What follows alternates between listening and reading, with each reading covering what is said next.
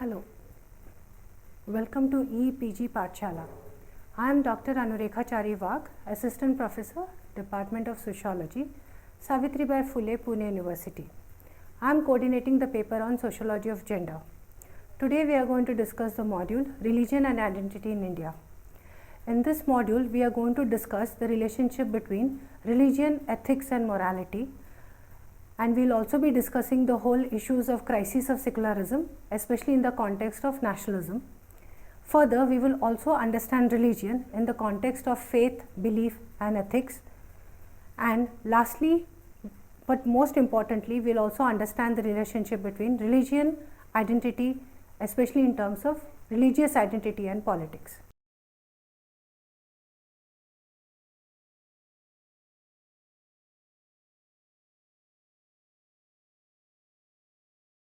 Religion, sacred and profane, public and private. Emile Durkheim defined religion as a unified system of beliefs and practices relative to sacred things, that is to say, things set apart and forbidden. Beliefs and practices which unite into one single moral community called the church all those who adhere to them. The concept of the sacred and profane are central to Emile Durkheim's theory of religion. The distinctive trait of religious thought is that the world is divided into two domains, one containing all that is sacred and the other containing all that is profane. The sacred is always separated from all other subjects and embodies not only the gods, spirits and natural things, but beliefs, practice and rites as well. This reminds us the structure of the hierarchical caste system in India originating from Hinduism, where it is only the Brahmins who are eligible to perform certain rites. The profane, according to Durkheim, is subordinate in dignity to the sacred and therefore seen as radically opposite to the sacred.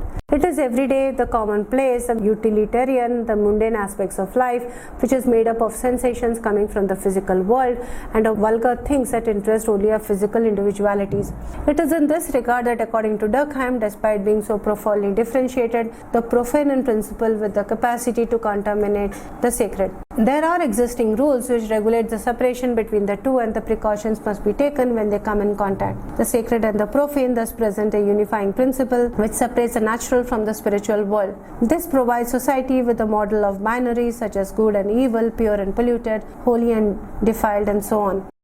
According to this binary, the politics of religion, including its gender politics and violence, will be placed in the domain of the profane, which should be separated from the sacred. In the contemporary global settings and the prevalence of communal violence around religious identities, one has to exercise great caution in applying this idea and in accepting the validity of the opposition between the sacred and the profane. Moreover, there exist varied diversities among Indian religion. Indian religions like Buddhism and Jainism are ascetic. The Four Noble Truths of Buddhism, for example, which are regarded as a core of Buddha's teaching, are divorced from the idea of divinity. The indifference to divine in both Buddhism and Jainism, according to Durkheim, was derived from Brahmanism, where the numerous divinities merged themselves into an impersonal and abstract deity, the supreme reality contained within man himself. Women in religion. Bearers of religious tradition, victims of religious inequality. Women form an inherent part of the family as well as integral part of the religious communities. The personal laws are different from different religions. They are all discriminatory towards women. This is not surprising given the patriarchal nature of families as well as religious communities. They are symbolic figures for communities, especially during moments of real and conceived crises. For many women, religion is an individual equation of divine faith with their God. They live and inhabit religious norms and follow religious rituals without any external and social imposition. A religious act can be equated with an act of genuine faith, which is not merely a doctrine but a source of energy to nurture their lives. The effective, ethical and sensible capacities of women are highlighted in their acts of religious faith, and they have often derived their primary identity via religious preoccupation. Women are seen as devotees who use the mythical characteristics of religion and its ritual resources to construct an autonomous cultural space for themselves, which provide them with the scope to vest from belief and power from patriarchy. Thus, there is no reason to interpret religious assiduity in terms of submission or lack of agency. In Hinduism's ascetic traditions, the male renouncer has a conventional image where the emphasis is on celibacy, Vedic learning, and solitude. It is these characteristics of asceticism that make it least hospitable to women. There exists a persistent tension between the socially approved norms of women's responsible involvement with family life and the value of ascetic withdrawal from society for attaining liberation. Women do not constitute the community, they belong to it. It is the men who lead patriarchal families and communities. The membership of women is conditional to pre-existing rules, practices, conventions, definitions, and meaning. If they are obedient and loyal, they are rewarded, else they are punished and expelled. There exists a gender opposition between renunciation and the life of a householder. To become an ascetic, a woman has to initiate by rejecting the role of a good and virtuous wife, thereby facing opposition from family and friends. While the male ascetic makes a choice between two ideals in life equally allowed for him, the female ascetic is different in having renounced a single mode of life set for her and by adopting a behavior intended for the male counterparts. Men are glorified for renouncing their wives for the sake of God, while wife is expected to show unquestioning submissiveness to her husband. Moreover, women and their religious practices are part of the private, unlike men who are authorized to participate in the public. Within misogynist and religious ascetic tradition, women ascetics have faced opposition from the male peers. The behavior of women ascetics has been viewed as deviant or even dangerous. While Buddhism and Jainism have challenged and ridiculed Vedic ritualism and casteism, they continue to echo Hindu canons in their anti-woman expressions by describing the nature as dangerous. However, women renouncers have created a space and opportunities for themselves within this male space. Buddhism and Jainism have opened the doors of monastic living to women, serving as entry points by establishing several monasteries for women which were well organized according to the rules prescribed in the codes of monastic life. Hindu female asceticism, on the other hand, has largely remained unstructured, with no feminine version of monastic organization and an absence of homogeneity. The Bhakti movement enabled women to break the chains of canonical traditions, orthodoxy, and conventions which limited women's right to transcendence. Spiritual women shattered the binaries of the good woman, chaste wife, sacrificing mother, and the bad woman, public woman, prostitute. As a seeker of transcendence, a woman saint made unacceptable acceptable by rejecting marriage and motherhood. There was a strong historical presence of the ideologically marginalized ascetic woman. Bhakti movements were social movements where early bhaktas did not necessarily come from poorest classes, but they latter began to enlist people from all strata of society, including different castes and occupations, providing democratic access to God. People from the lower order of society and women found a way to counter their exclusion from Hindu upper caste ritual order and to escape the stigma which were otherwise forced to live with. Crisis of secularism. Colonial history of India, communities to religious communities. Of the total population of India in 2001, Hindus constituted 80.5%, while Muslims accounted for 13.4%. and Christians formed 2.3% of the total population, while Sikhs, Buddhists and Jains were 1.9%, 0.8% and 0.4% respectively. The other religions constituted 0.6% of the Indian population. According to the 2011 census, while Hindu comprised 78.35% of the total population, Muslims accounted for 14.2% and the share of the Christians were little above 2% as in the range of the 2001 census. It was the colonial bureaucratic rationality of India which was responsible for the creation of religious identity as a political category. In the colonial understanding of the Indian subcontinent, according to Gyanendra Pandey, religious self-identification in the society was considered a permanent and fundamental condition. This helped the British with the master strategy of divide and rule and served the interest of managing and governing colonized Indians. The colonized rulers created dissension and competition between Hindus and Muslims to prevent their alignment against the British rule.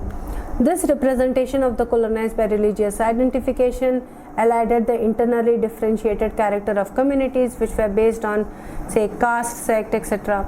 It further ignored the historically changing dimension of communities as they faced new contexts and conflicts.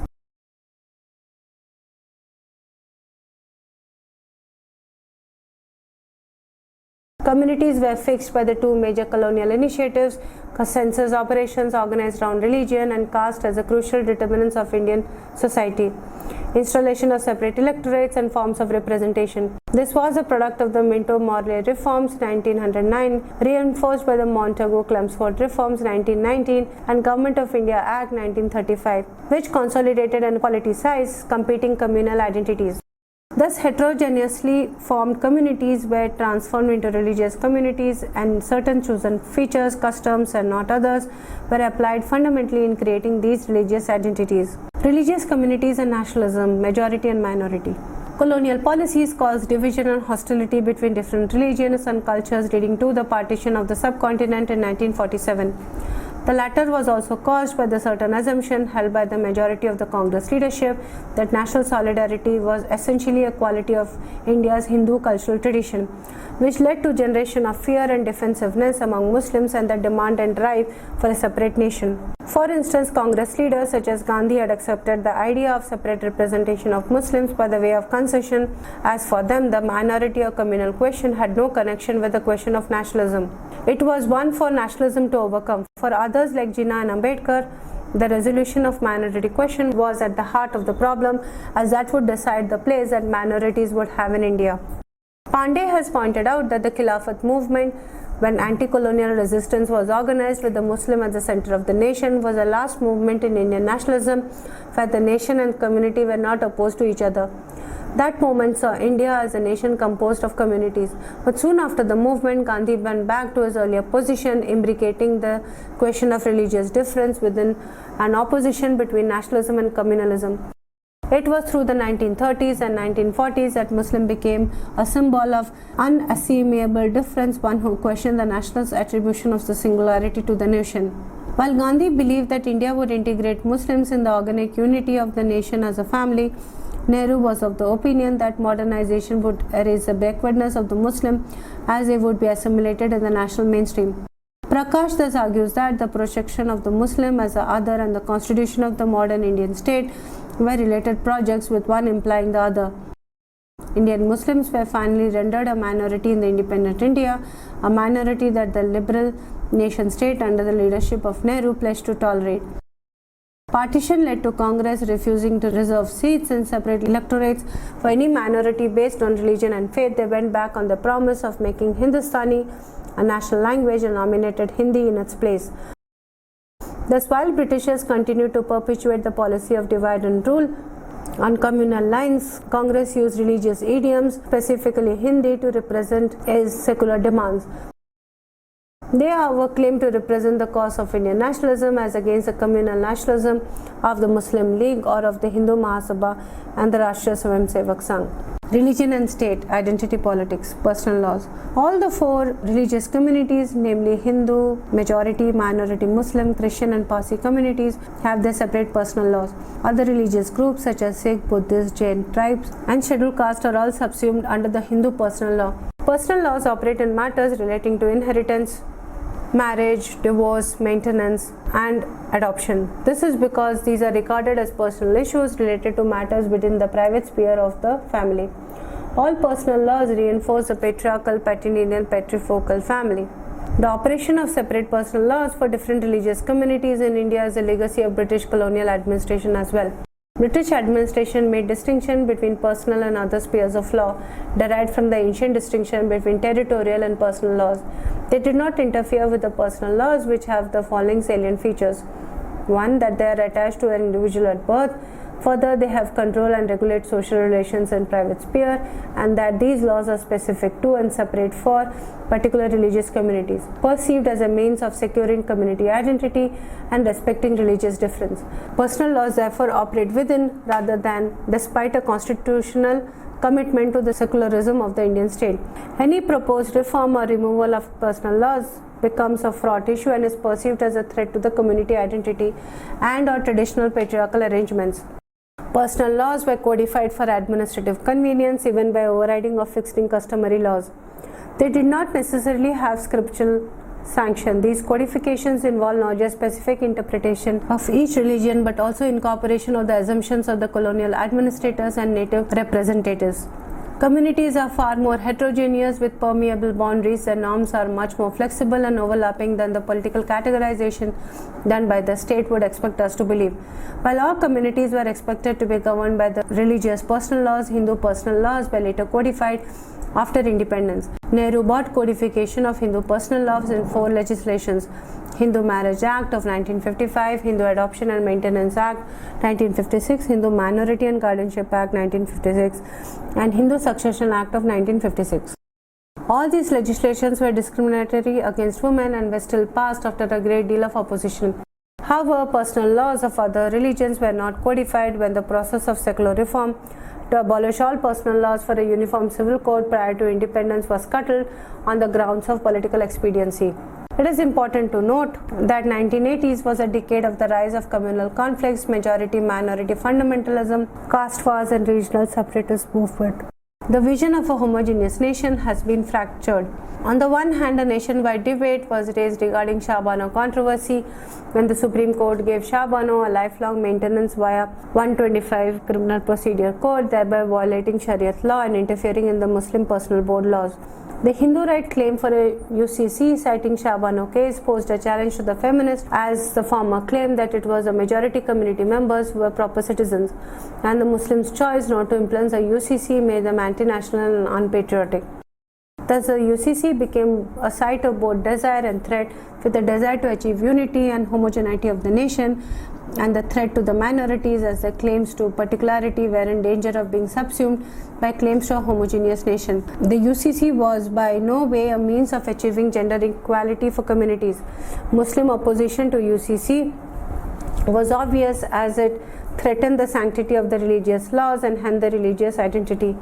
They were apprehensive that UCC would actually be a version of the Hindu personal law which would be made uniformly applicable to all, thereby secure Hindu hegemony. During the 1980s, Roop covered self-immolation as Sati brought pro-Sati, anti-Sati women's group in confrontation. The latter demonstrations saw both groups shouting the same slogans of women's empowerment, initiating the process of right-wing appropriation of the slogans of progressive women's movement after the former's appropriation of the feminist agenda of the UCC. Religion, caste, gender, Mandal ka Mandal, Mandir, Masjid debates. In 1970s, there was an emergence of the new social movements as well as a challenge to the upper caste hegemony over national politics. A small but vocal political leadership emerged from the lower caste who had acquired education and entered bureaucracy and non-traditional occupations with the help of reserve policy. It was in the 1980s that the Second Commission for the Backward Classes, the Mandal Commission, proposed to extend reservation and jobs and educational states to the other backward classes in all states and union territories and at the central government level. On 7th August 1990, the Prime Minister V.P. Singh announced the government's intention to implement recommendations of the Mandal Commission, according to which there had to be an inclusion of backward classes for 27% additional reservation. The policy and proposal was strongly opposed by the sections of the upper and intermediate caste who were part of the middle class and who resisted the newly politicized lower caste, forcing their way into middle class white-collar jobs, that too through caste-based reservation and not competition. This resulted in the clash of interest between upper and intermediate caste on the one hand and lower caste on the other. There were young middle class women in Delhi who opposed these reservations and unmarked citizens with placards which said, "We want employed husbands." Thus, Mandal Masjid years in the 1980 brought forth a completely new political understanding of caste and the word Dalit. The non-Brahminical reconstructions of historiography of modern India have shown the histories of anti-hierarchical, pro-democratizing, collective objectives of the lower caste which were not highlighted in the dominant narratives of nationalism. In independent India too, the prevailing narrative of the nation building continued with the assumption that parochial structures of caste, community and tribe and various feudal vestiges would enter into new relationships of the secular and political kind. There was a supposition that secularism would undermine communal, religious as well as caste identities, and that with equal access to resources, opportunities and modern education, a single homogeneous middle class will emerge, leading to a new concept of unity based on national identity. There were accounts of intercaste violence at many places, and mandalization of politics resulted not only in radically altering the social basis of politics in India, but also paved the way for complex reformulations of Brahmanical patriarchies to counter collective Dalit resistance. It ended the era of Congress-dominated politics of social consensus, and many lower caste social groups abandoned the party for their own separate political parties. The categories of the OBC, SCs and the STs created the administrative need of implementing the reservation policy and attained a strong political and social status as the new socio-economic groups. These groups were interested in gaining political power, and the 1980s were marked by the newly exploding caste identity and consciousness. Sheth refers to this change in caste consciousness as also being related to a de-ritualization of caste in post-colonial India, which meant delinking of caste from various forms of rituality, which bounded it into a fixed status and occupation and to specific rules of commensality and endogamy. The newly acquired caste identity had resulted in the uprooting of caste from its ritually determined ideological, economic and political context, and the hierarchically ordered strata of caste functioned as horizontal groups competing for power and control over resources in society. The caste consciousness was no more dependent on ritual status. It was instead articulated as a political consciousness of groups taking claims to power and to new places in the changed opportunity structure arising out of development of a new power system created by elections, political parties, affirmative action of the state. In addition to this was the existence of multiple patriarchies, which led to discrete caste and overlapping patriarchal arrangements. The Indian Parliament passed the 73rd and the 74th Amendments, thereby introducing 1/3, 33% reservations for women in local self-government institutions, rural panchayats and urban local bodies in 1993. The arguments against the bill came from two broad opposing positions, either from the opposition in general to reservation or from a premise that reservations for women should be extended to other disempowered groups, that is quota within the quotas. An important turning point for the rise of Hindu right politics in India has been the Ram Janambhoomi movement, which laid bare the complex ways in which secularism was understood, as well as the complex relation between religious faith and politics. The movement claimed to be independent of any political manipulation and maintained that it was devoted to restoring the birthplace of Ram with a focus on asserting Hindu faith. The Hindu faith described above was critiqued by feminists because it was claimed to be a faith which was timeless and above historical change and political manipulation. They argued that there has been no mention of any urgency to build a temple on Babri Masjid site in any traditional text, ritual or myth prior to the Ram Janambhoomi movement. Moreover, since it is a woman who are believed to be the custodians of eternal faith and bearers of familial and community tradition, it seemed legitimate for them to respond to this call to preserve the age-old Hindu beliefs. The Mandal Masjidiyas brought with them the fragmentation of the universal category of women, when it became impossible to speak of women without reference to caste, class and community. Communalism and fundamentalism. The particularities of Indian partition 1947 can be immediately noted. Several 100,000 of people were estimated to have been killed. Innumerable and uncountable numbers were raped and converted. There were millions who were uprooted and transformed into official refugees due to the riots. Scholars have argued that religion is not the ultimate cause of communal conflict because the core of religion is its quest for ultimate reality, which is supra-rational and metaphysical. They have looked at the communal approach as being concerned with things purely mundane, political and economic interest. Hence, the vested interest lay at the root of communalism. Moreover, there is enough literature which draws our attention to the existing myth and the importance of discarding it of Muslim aggressiveness and Hindu defensiveness, of Muslim fanaticism and Hindu tolerance. While partition led to realignment of borders and of national and community identities, there was not essentially a realignment of loyalties. Scholars have shown how large number of people choose fidelity to place rather than to religious community. They converted and remained there. There were women who spoke about how they relearned their roles in a new location. Urvashi Butalia focuses on the individual experiences and their private pain in this experience to show how people on the margins of history have been affected by the upheaval of partition. She shows how, at least in private, the voices of partition have not been stilled and the bitterness of the events remain. Partition further made secularism a fraught idea at the time of framing of the Constitution, and as a result, the term secularism had to wait till 1976 to enter the Constitution. There were contradictions in the values and actions, and secularism was supposed to exemplify after independence premised on an apparent opposition between the ideas of Nehru and Gandhi. In contrast to Nehru's vision of Dharma Nirapekshata, which was based on the belief to separate religion and politics, Gandhian approach to secularism was based on Sarva Dharma Sambhava, Equal respect for all religion, let all religions prosper. It was the Gandhian approach which has dominated legal and political thought since independence.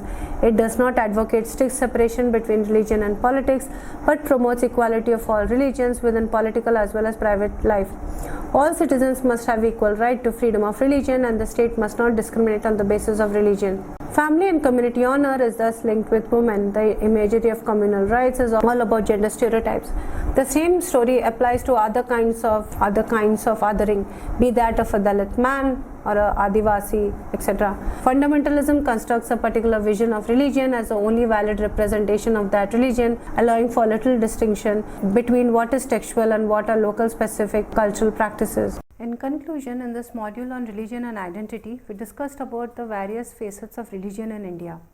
What is most interesting to note that the Indian state have played a very important role in shaping and defining the role that religion would play in the life of everyday people in India.